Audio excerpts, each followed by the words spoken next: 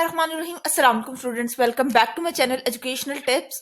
कैसे हैं आप सब? उम्मीद करती हूँ आप सब बच्चे बिल्कुल ठीक होंगे। तो बच्चों, आज मैं आपके साथ शेयर करने जा रही हूँ chapter number 4 the digestive system. इसका पेज नंबर 51 शेयर करूंगी। तो आप सब बच्चे अपना पेज नंबर 51 ओपन कर लीजिए। तो यहाँ पर लास्ट टाइम हम लोग बात कर रहे थे डाइजेस्टिव सिस्टम के प्रोसेस की, यानी कि फूड हमारा कहाँ कहाँ से गुजर के जाता है तो फिर वो डाइजेस्ट होता है। हम लोगों ने डिस्कस कर लिया था माउथ के बारे में और गुलेट के बारे में। ठीक है, आज अब वहां ऑसोफेगस वगैरह से गुजरने के बाद हमारे पास फूड कहाँ पे पहुंच जाता है? हमारे स्टमक के अंदर। ठीक है, हमारे मैदे के अंदर। ठीक है, अब चलिए स्टार्ट करते हैं फिर इसको, अपने आज के लेक्चर को। The stomach is a muscular bag. ये क्या है? एक मसल से बना हुआ एक थैला सा है स्टमक। ठीक है, it digest food by mashing food into a liquid mixture and produces enzyme to digest protein. अब डाइजेस्टिव सिस्टम के अंदर ये मतलब स्टमक किस तरह से क्या काम करता है कि फूड को लिक्विड में कन्वर्ट करता है, यानी फूड को इतना ज्यादा ग्राइंड कर देता है कि वो लिक्विड फॉर्म में आ जाती है। और साथ ही साथ स्टमक एक एंजाइम्स को रिलीज करता है जो कि फूड के अंदर जितने भी प्रोटीन्स होते हैं उनको डाइजेस्ट करता है। ठीक है, और इस तरह के प्रोसेस को क्या कहते हैं हम लोग? इसको हम लोग केमिकल डाइजेशन कहते हैं। As certain chemical are mix with the food for digestion. Chemical digestion क्यों कहते हैं? क्योंकि मुख्तलिफ तरह के केमिकल फूड के अंदर मिक्सअप हो जाते हैं जो कि फिर आगे उनकी फूड की डाइजेशन करवा रहे होते हैं।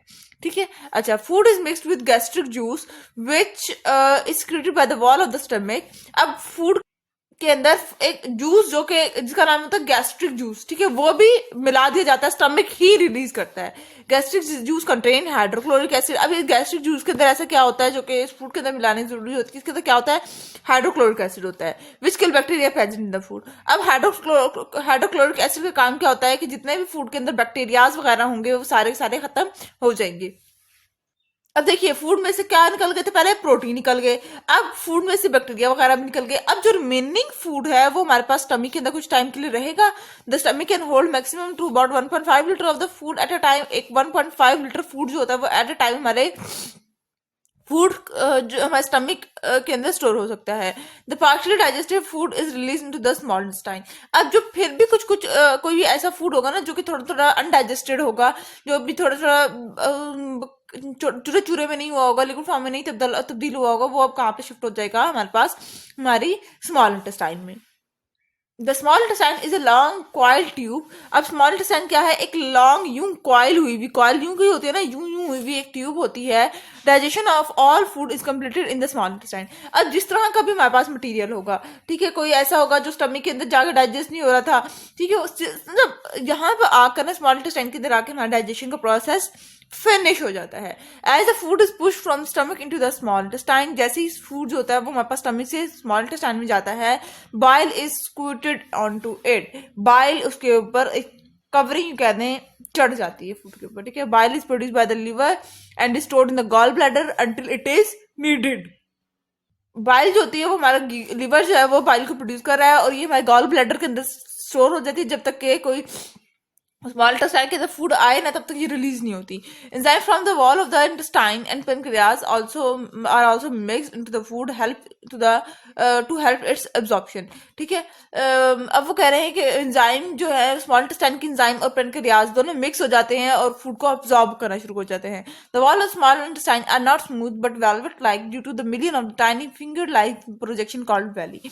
अब वो कह रहे हैं कि स्मॉल इंटेस्टाइन की जो कवरिंग होती है ना, ठीक है, ये इतनी पतली नहीं होती है, इतनी स्मूथ नहीं होती, ये बहुत हार्ड होती है, बहुत ज्यादा सैक से मिलकर बनी हुई होती है, जिसको और उन सैक्स को हम लोग कहते हैं वैली का नाम देते हैं। The villi are perfect for absorption food because they help in the they give the small intestine a much larger surface area. और वैली क्या करती है? ये हमारे पास ये फूड को अब्जॉर्ब कर रही होती है।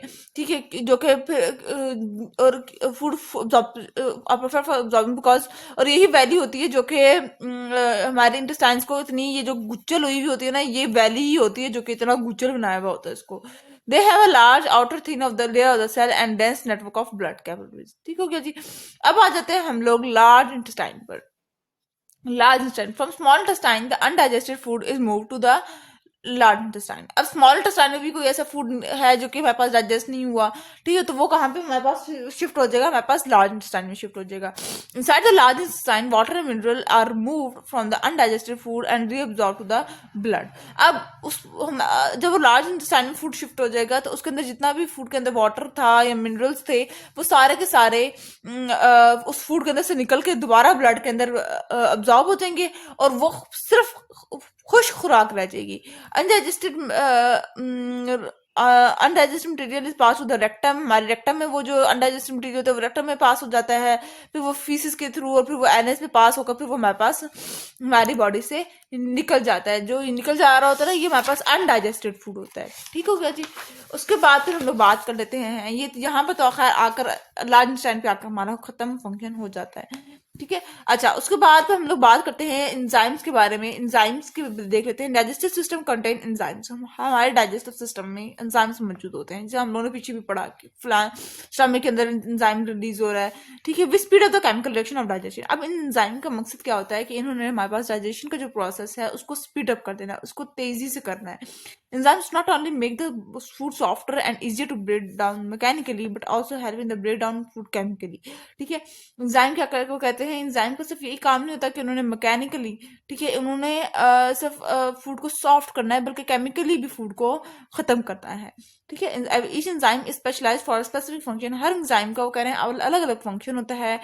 For example enzyme which break down starch and can't break down fats और प्रोटीन। अब वो कहते हैं कि एक ऐसा एंजाइम है जो कि स्टार्च को खत्म कर रहा है, तोड़ रहा है। वो एंजाइम ना फैट्स को तोड़ सकता है ना प्रोटीन को तोड़ सकता है, इनके लिए कोई अलग से एंजाइम होगा, ठीक हो गया।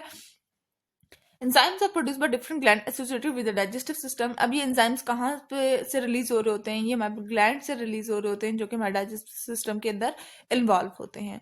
This gland include salivary gland. अब ये ग्लैंड कौन कौन से हो सकते हैं, हमारे सलाइवरी ग्लैंड्स हैं जो सलाइवा प्रोड्यूस कर रहे हैं, पेनक्रियाज हैं, लीवर हैं और गॉल ब्लैडर है, ठीक है।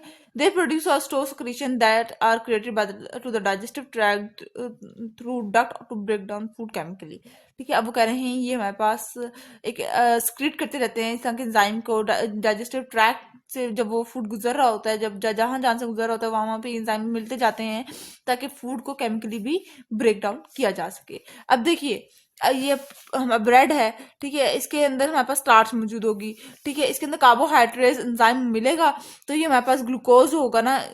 ब्रेड के अंदर ग्लूकोज मौजूद है ना, ग्लूकोज और जो सिंपल शुगर है वो हमारे पास किस में कन्वर्ट हो जाएगी, एंजाइम की वजह से माल्टोज के अंदर, ठीक है। प्रोटीन एंजाइम है, ठीक है, तो ये अमीनो एसिड में कन्वर्ट हो जाएगा। फैट्स है तो ये फैटी एसिड में कन्वर्ट हो जाएगा, ठीक हो गया जी। अभी देखिए यहाँ पे साइट ऑफ एंजाइम प्रोडक्शन और साथ साथ ब्रेक डाउन भी लिखा हुआ है। स्लाइवरी ग्लैंड जो होता है वो माउथ से प्रोड्यूस होता है, स्लाइवा से, ठीक है, और ये क्या करता है, ये स्टार्च को तोड़ता है।